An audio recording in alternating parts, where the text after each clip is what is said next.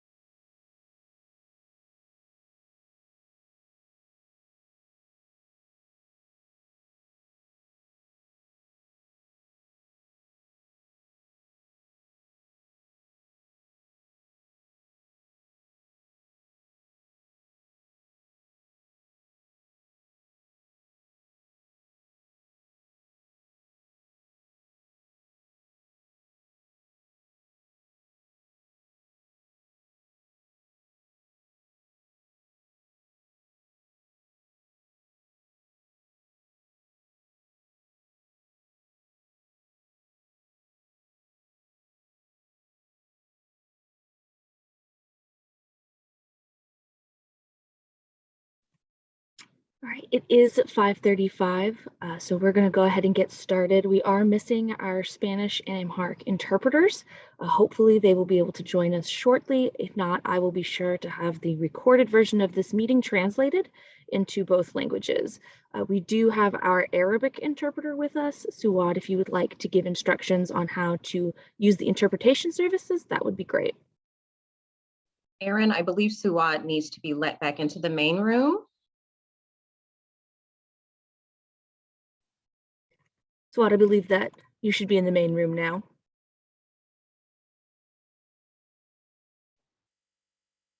Can you hear me, guys? Yes, we can, Suad. Thank you. اوكي. مساء الخير، نشكركم جميعا على الحضور معنا اليوم. نحب ننوه بانه هذه الجلسه مجوده باللغات المترجمه العربيه والامهريه والاسبانيوليه، واذا كنتم عم تشاهدونا من الكمبيوتر رجاء الضغط على اشاره الكره الارضيه لاختيار اللغه المناسبه لكم، وبالتالي اختيار اللغه، بعدين الترجمه عبر الانترنت، وبعدين بتختاروا اللغة المناسبة وبتسمعوها مباشرة باللغة اللي بدكم إياها. إذا كنتوا عم تحضرونا من التليفون رجاء الضغط على إشارة النقاط الثلاثة بأسفل الشاشة كمان، ونفس الإجراءات، اتباع السماع عبر الإنترنت واختيار اللغة المناسبة وهي اللغة العربية بهذه الحالة. شكرا مرة ثانية على حضوركم معنا. Can I do the interpretation? Yes, Dr. Hart, very quickly, we just had our Amharic interpreter join, so I'm going to have her do her introduction as well. Whenever you're ready, Kidan.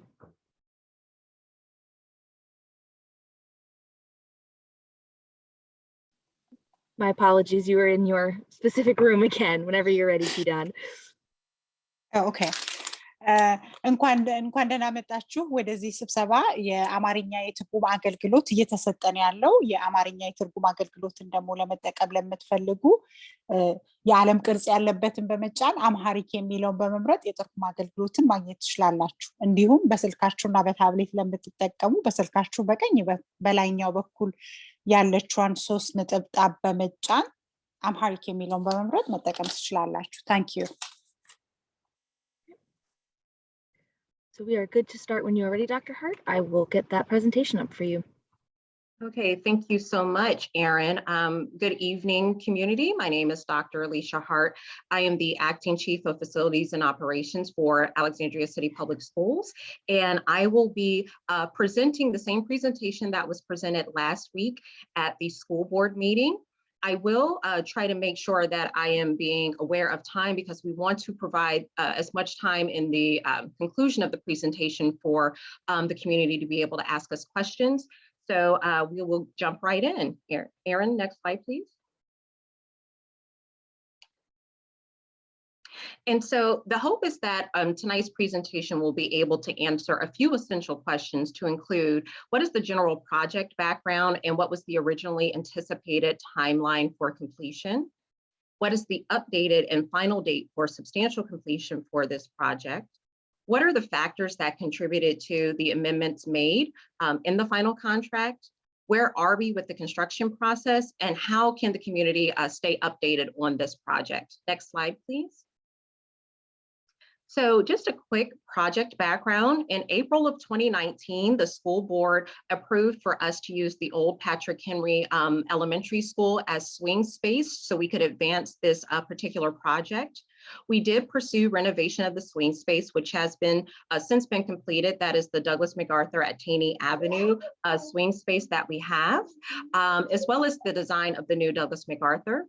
We have had extensive stakeholder engagement over these past 2 years to include the selection of the forest concept by the school board. And that is the image that you see here on the screen.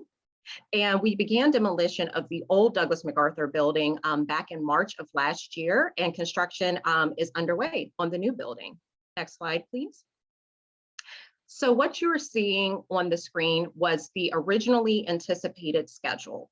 Most notably, the school was scheduled to be substantially complete as of December of 2022, with an opening date to students and staff of January of 2023. What's also notable is that in this original schedule, the Patrick Henry fields were slated to be installed of fall of 2023. Next slide, please.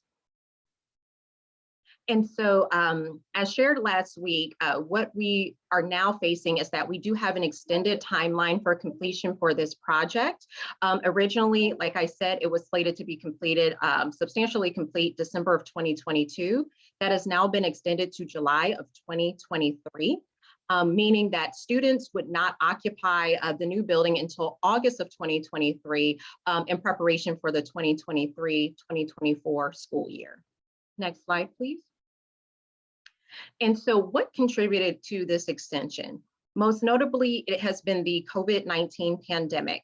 The pandemic has had a national impact on the construction industry, and ACPS has not been unaffected by this particular pandemic. We're seeing this on both our capacity projects and our non-capacity projects, to include, in general, material delays. One of the most significant material delays right now that we're seeing is steel. Just a general increase in construction work. So once the original quarantine period was lifted across the country, we saw a backlog in construction work and a lot of trying to catch up, which does limit competition and also bid submissions. And then some slight related design adjustments. Next slide, please. And so what you are seeing now is the updated time frame for this particular project. Most notably, you will see, while we don't have a star here indicating it, substantial completion, as we noted on the previous slide, is now July of 2023, with student occupancy as of August of 2023. And the finalization of the Patrick Henry Fields has now been extended to fall of 2024. I do want to note that the extension of the completion for the Patrick Henry Fields is still within compliance to our DSUP conditions. And so I just want to make sure that we are stressing that point. Next slide, please. And so what are some near-term construction activities? We are finishing or working on our sidewalk closures and utility work. We do have some ongoing concrete pouring, as well as some ongoing geothermal well installation work.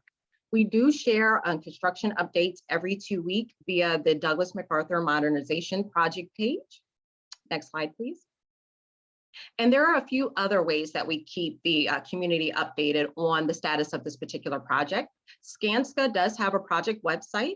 We also have our Douglas MacArthur project page that is updated. We have a specific email address for this project, which is shown here on the screen, where anyone can send us a question and our team will get back to you. And we also have it's set up to where the community can sign up for email updates, so you're included on those regular updates. We also have a CIP newsletter that goes out monthly that shares updates on both our capacity and our non-capacity projects. And the Douglas MacArthur updates are also included in that particular communication. Next slide, please. And so that ends the presentation. We are opening it up now for the Q&A. Erin, did you want to provide any directions for the Q&A portion?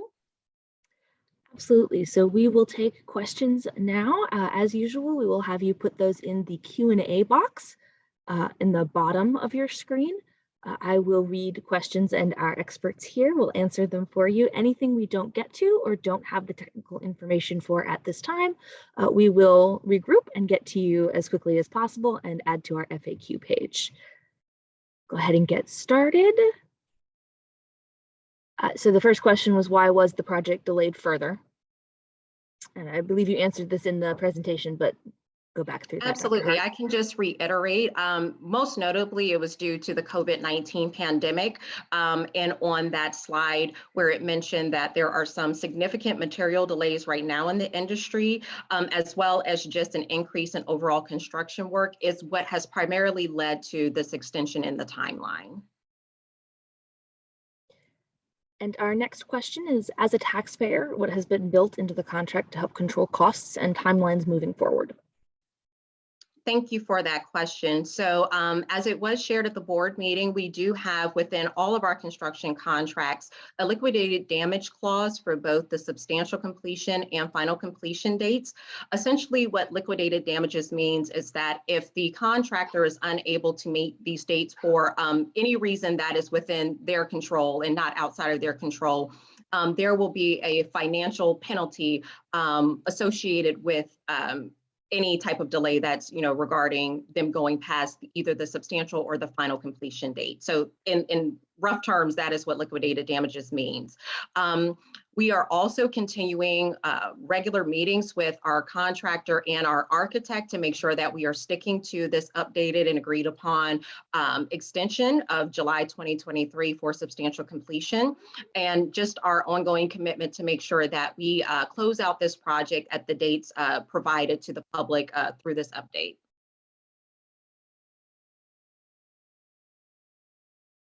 Our next question is that during the summer and fall of 2020, there seemed to be a lack of progress on the site. Was that caused by the pandemic, or was it additional issues? So I can share, and Azuka and Paul, feel free if I've missed anything, that during the initial demolition of the project, there was some additional asbestos that was found that was not anticipated. The team did have to make sure that that asbestos was abated properly as not to cause any health issues to those in that community. That created a slight delay, but that is not attributed to this current extension that we are sharing.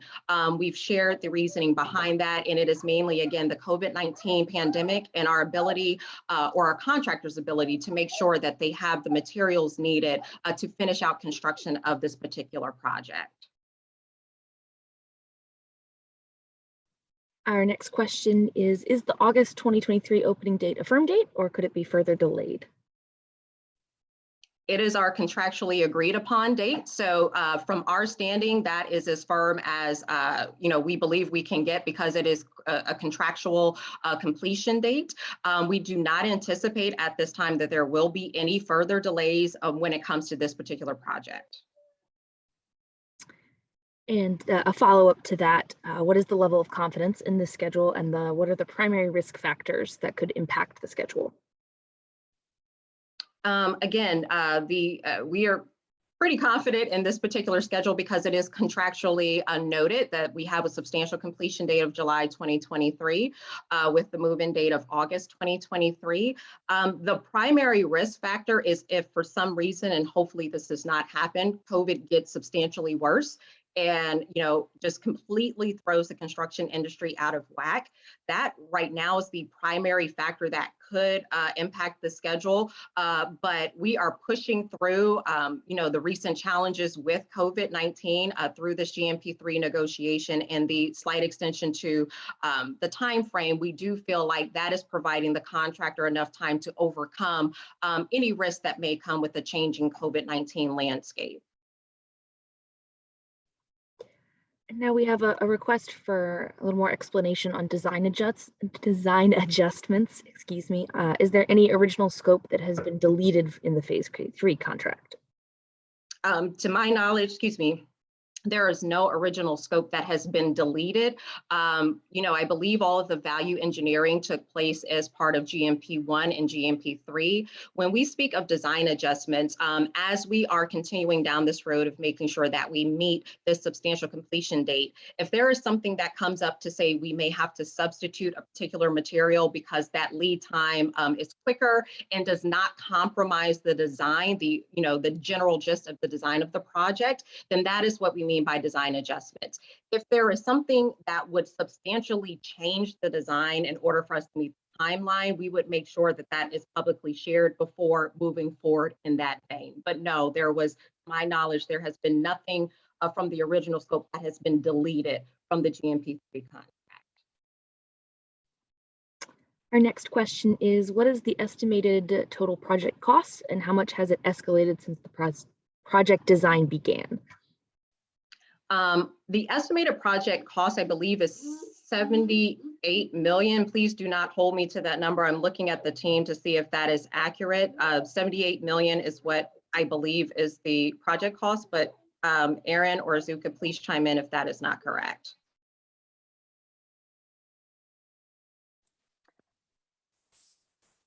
Paul, could you confirm that number, please? Yes, the number is it's in fact 77 million, but I don't have the other detail, but let's say it's below 78 million. And to follow up on this one, during the design phases, we built into the budget some design contingency and some construction contingency, which allow us. We also build in some escalation because we know that in this business, those are things that may happen. So because of this, we are in line with the budget that we had initially. Thank you, Paul. And Azuka, I saw that you came off mute. No, I just wanted to say thank you. Go ahead. Next question, please, Aaron. The next question is, does the liquidated liabilities clause previously mentioned consider COVID, as that seems outside of a contractor's control? Are the construction costs fixed, or will we incur additional costs due to the extension? To my knowledge, no, we are not incurring additional costs due to the extension. We would have incurred additional costs if we would have tried to escalate the project to be as close to the original completion date that was shared. And that was part of the, honestly, the discussion process, because we know that we had a budget that we had to stay within. And I'm sorry, Aaron, I missed the first part of that question. I believe it was asking for clarification in how the liquidated liabilities clause applies to the COVID situation.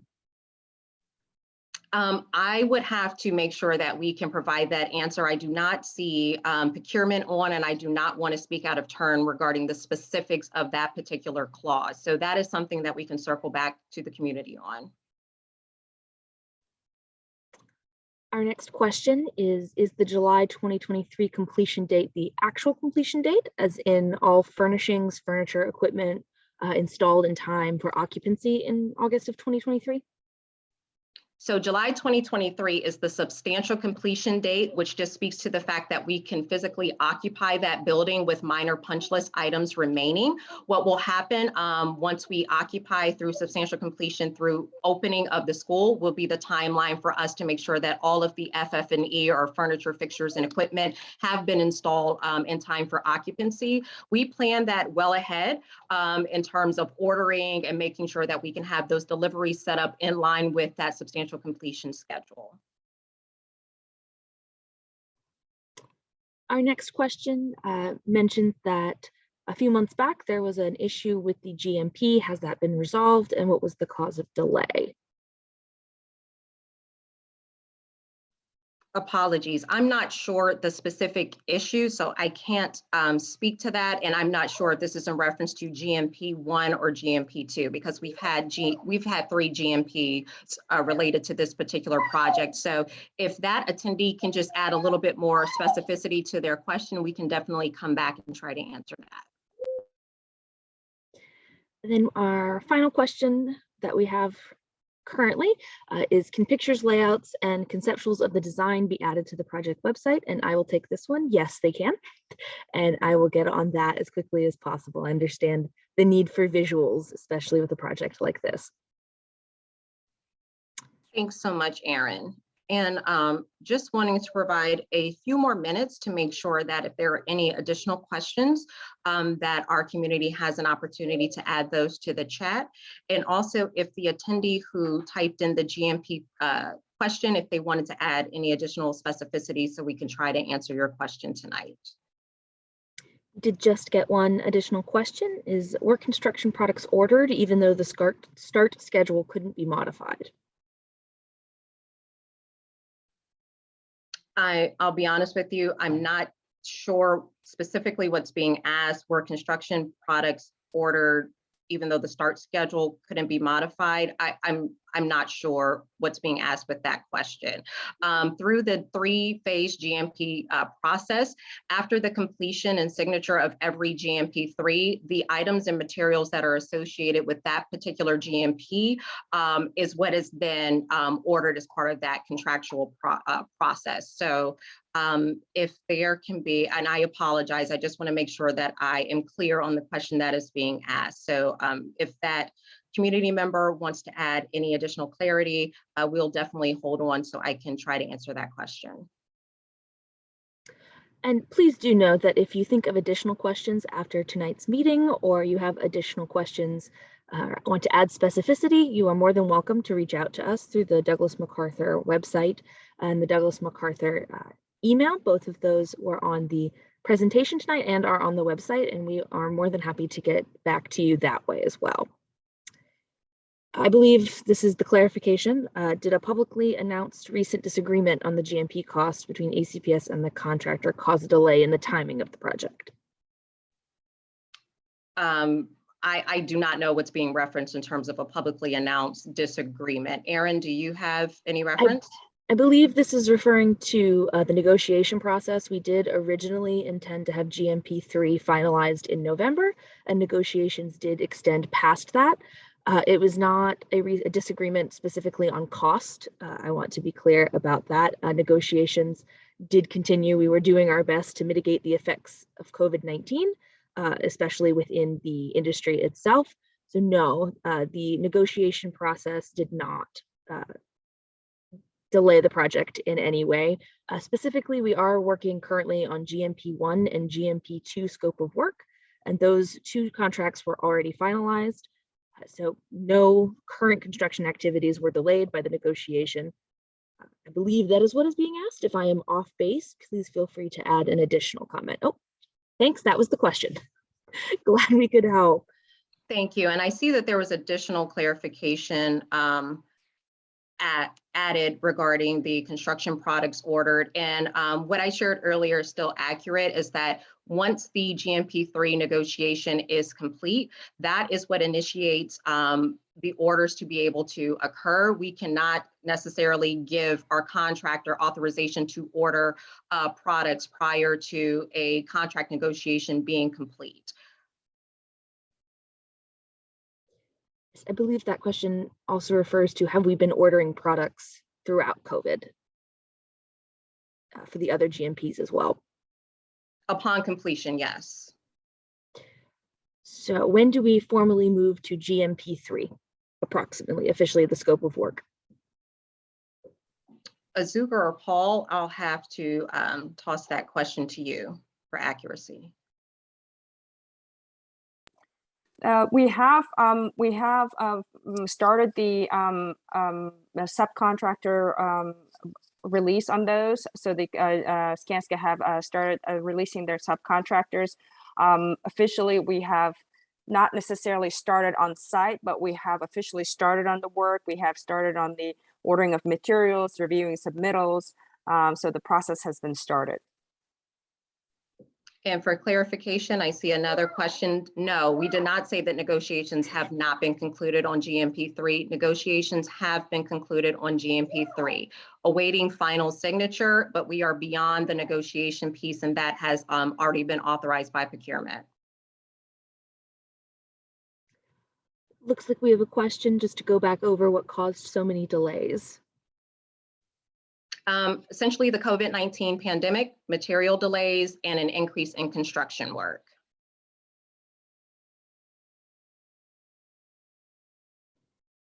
Those are the questions we currently have in our queue. You can give it another minute or so. See if anything else comes through, but I do want to reiterate that our email is always open. So if you have additional questions that you would like answered, please feel free to reach out.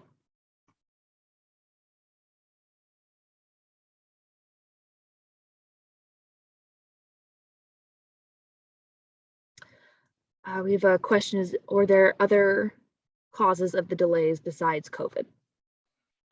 The reasonings that have been shared through the presentation and through our conversation continues to be that COVID-19 is the primary cause of the delays that, or the extension that we've noted for tonight, primarily because of material delays and the increase in construction work nationally, which does limit bid submissions and competition. And I will post these slides to the website tomorrow morning if anyone would like them for reference.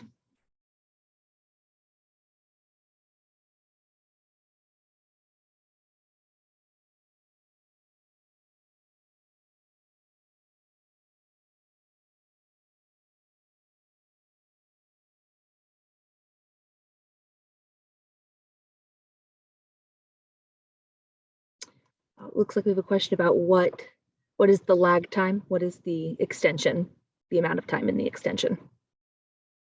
So substantial completion was originally noted as December of 2022. It has been extended to July of 2023. So I'm sorry, just trying to do rough calculations. That is around 8 months of extended time. That is our last question, and it is 6 o'clock. So if you'd like to wrap things up, Dr. Hart, I think we're ready. Thank you so much, Erin. And we do appreciate the community joining us tonight for an additional update on the Douglas MacArthur project. We have shared the various vehicles in which we will continue to keep the community updated. We may hold an additional community meeting later this month if it's determined that there is interest to do so. So I just want to make sure that that is announced to everyone as well. We do not have a date determined for that, but again, if there's enough interest, we will host a second community meeting, because we do want to make sure that we have an opportunity to answer questions that are coming from the impacted communities with this particular project. Again, we just thank you all for joining tonight. And Erin, I'll turn it over to you to close out. Thank you so much, everyone. I will post this video and the presentation slides as well on the website, and we will see you soon, I'm sure.